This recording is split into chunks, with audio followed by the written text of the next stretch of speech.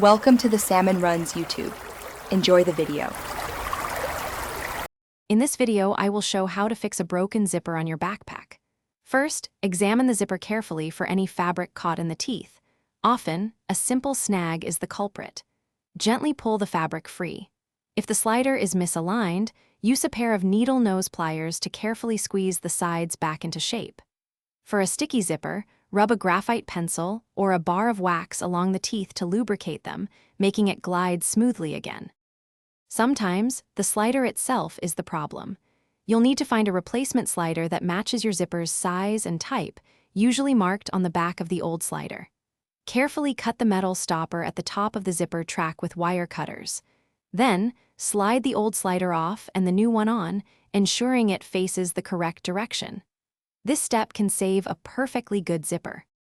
If the zipper teeth are separating behind the slider, you might be able to fix them. Carefully examine the teeth for any that are bent or out of alignment.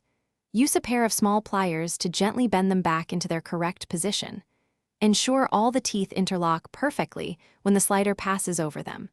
If the top stopper was removed, sew a new fabric stopper or crimp a metal one in place to prevent the slider from coming off.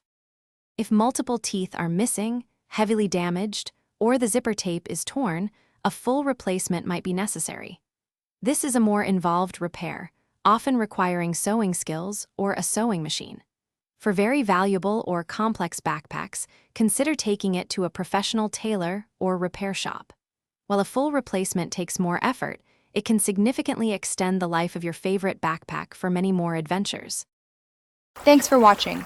Consider subscribing if we helped you.